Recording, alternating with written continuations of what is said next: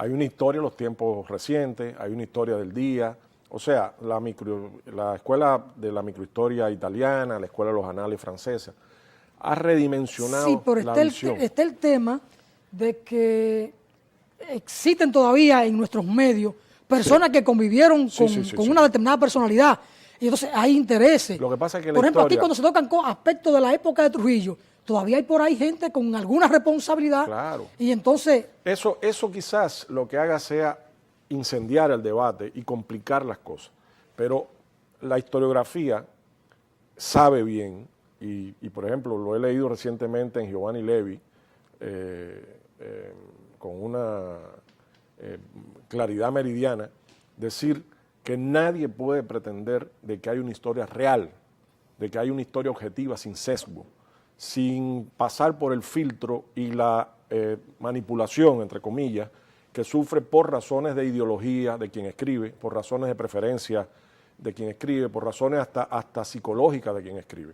O sea, la historia siempre es una historia parcial. Uno puede tratar de hacer una historia lo más objetiva posible cuando tiene un grado de serenidad intelectual y de habilidad que le permita lograrlo.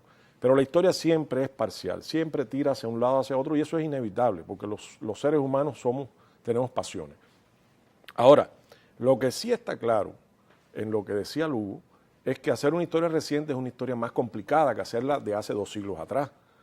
Y es más cómodo, y para muchos hasta es más rentable, porque no tienen que discutir ni defender criterios. Ahora, han pasado 50 años del golpe de Estado, 2 generaciones.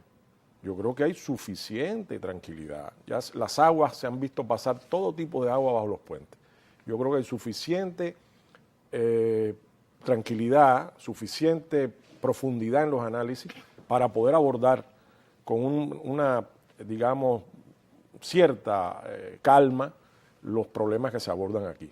Y de hecho, muchos problemas que se abordan aquí sobre el gobierno de Bush, que son documentos de archivo o documentos desclasificados del Departamento de Estado norteamericano, arrojan luz sobre ciertas zonas que estaban sumergidas o apartadas o mal contadas, sobre todo por quienes derrocaron a Bush.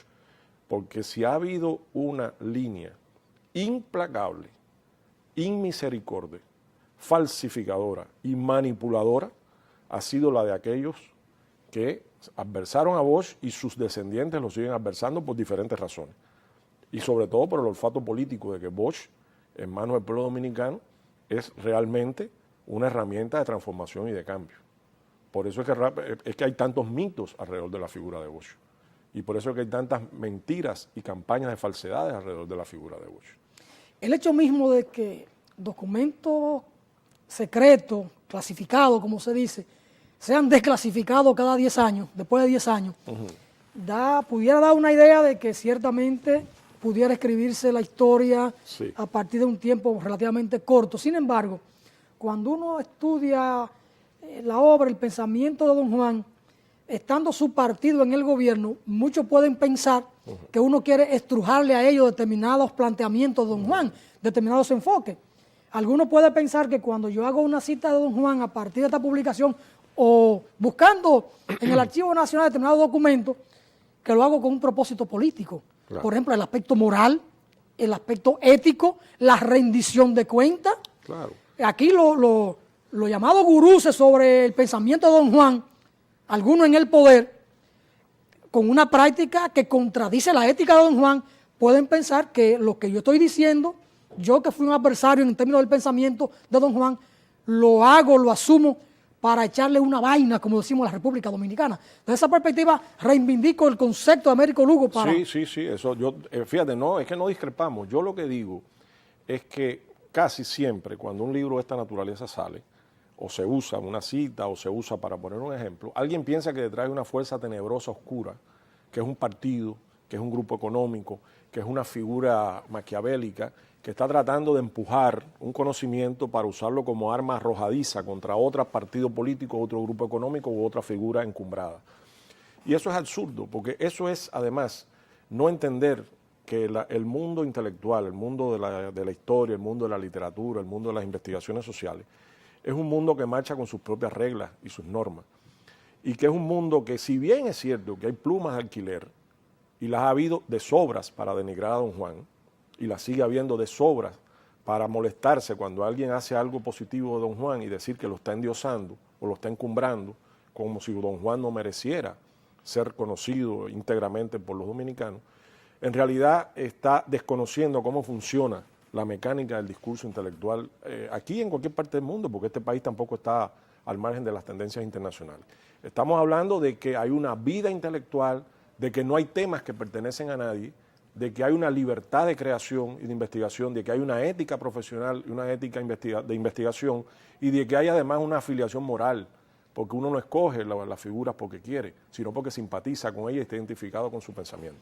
Elíades, en 2 minutos, a 55 años de la Revolución Cubana, la perspectiva que Elíades Acosta Matos le ve a esa revolución, de continuidad en el tiempo. Mira, primero sería... ¿Hasta dónde se ha interiorizado en el pueblo? Sería una catástrofe de alcance mundial que la Revolución Cubana no tuviera continuidad y fuera derrotada o por sus propios errores o sus propias divisiones o su propia falta de capacidad de evolución.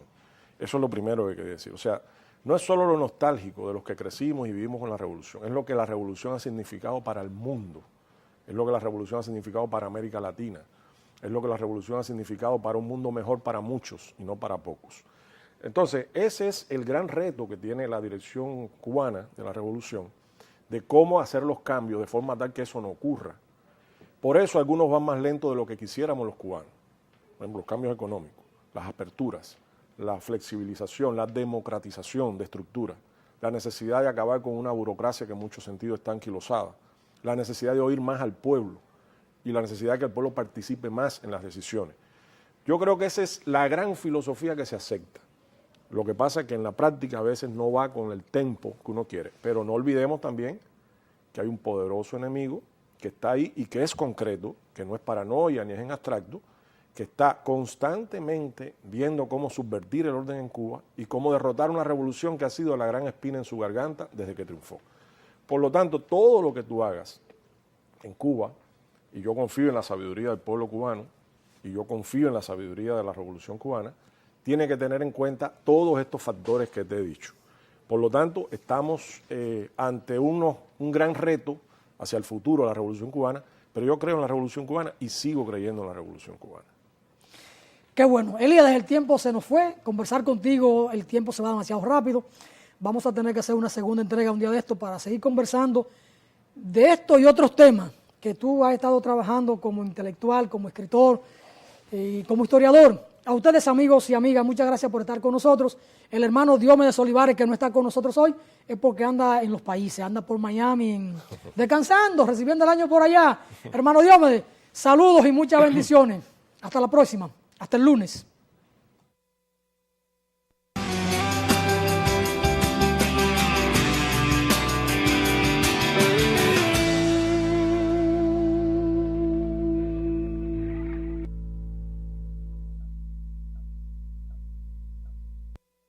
¿Por qué somos la experiencia en ferretería? Realmente siempre he encontrado todo lo que busco porque yo soy mecánico y